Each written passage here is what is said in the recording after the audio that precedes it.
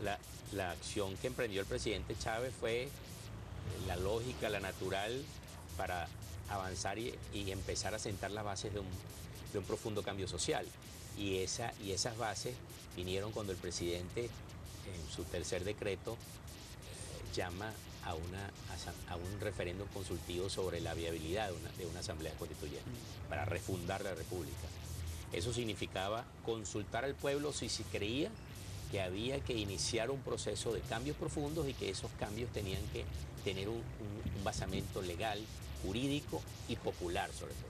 Y eso fue lo que dio origen a que se desarrollara la primera consulta pública para el pueblo. A diferencia de lo que fue la historia electoral de Venezuela desde 1830 y 34, que fueron los primeros procesos electorales, sin contar el de 1810, para escuchar lo que eran las opiniones del pueblo. Ese fue el primer paso, eso no existía ni se había hecho antes en Venezuela. De hecho, la Constitución de 1861 fue una constitución elaborada por un grupo, vamos a llamarlo así, en ese entonces de notables. No eran más que un grupo muy cerrado que consideraba que podía darle al país, dotar al país de una constitución. Ahora, 2001, 2002, 2003 fueron años de mucha conflictividad que tuvo que enfrentar el presidente Hugo Chávez. Hubo paralizaciones del sector empresarial, incluso se paralizó PDVSA, hubo un golpe de Estado, paro nacional.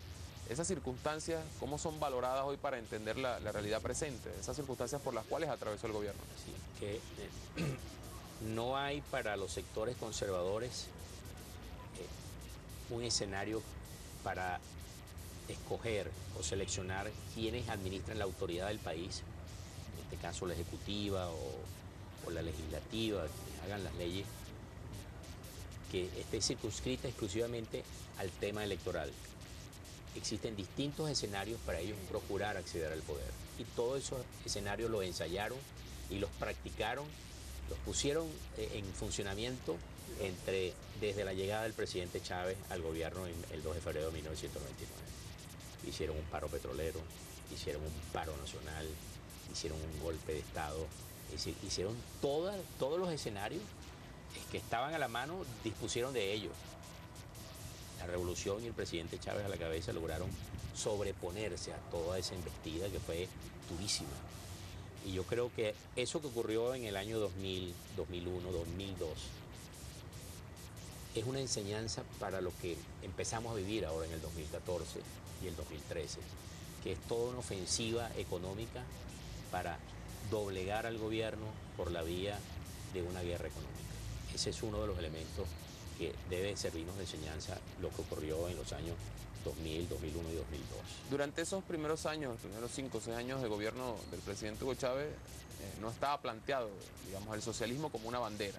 Incluso tampoco se hablaba del antiimperialismo, no formaba parte del discurso revolucionario.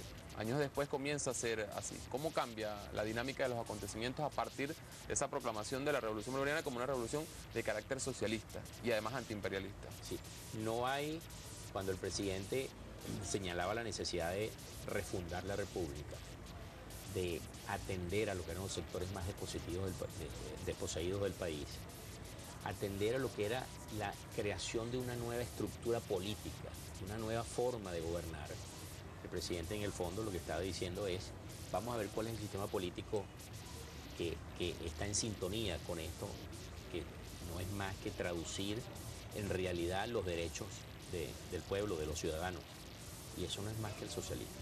No hay otra opción, yo diría, desde atender todas las necesidades que tiene el mundo para poder vivir en paz, en sintonía con la naturaleza, en sintonía con sus semejantes, que el socialismo.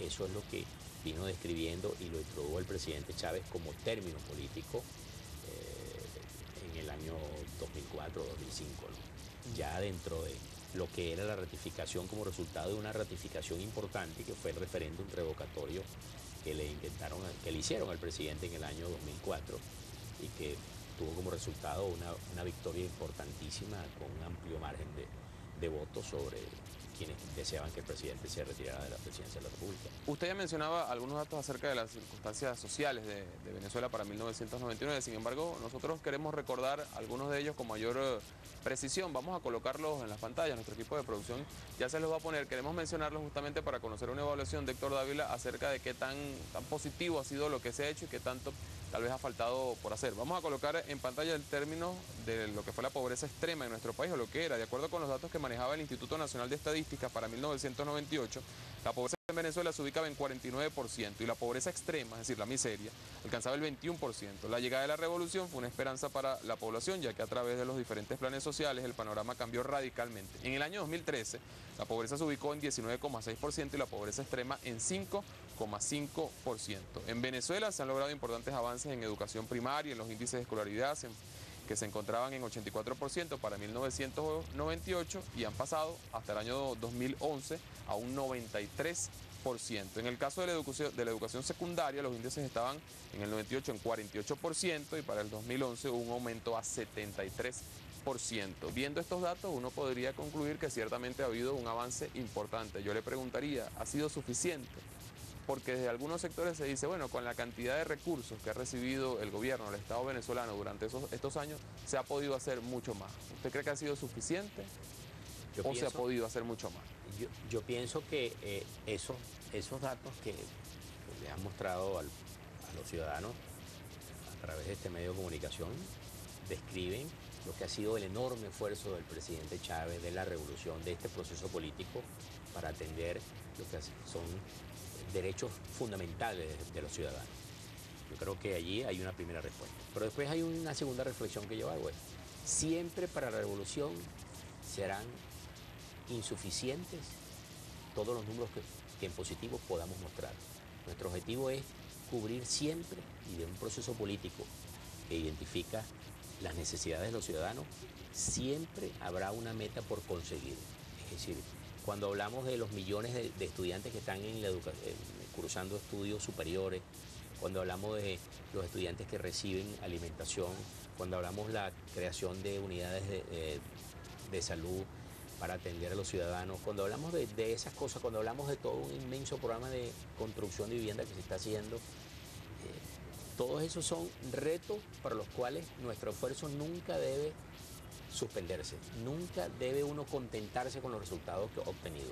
Esa es la realidad de un proceso político que debe converger al final en que todos los ciudadanos tengan una vivienda digna, todos los muchachos y los jóvenes tengan derecho al deporte, a la educación, todos los ciudadanos tengan derecho a la salud. Esa es parte de una meta que nunca puede sentirse, nunca puede darse por concluida.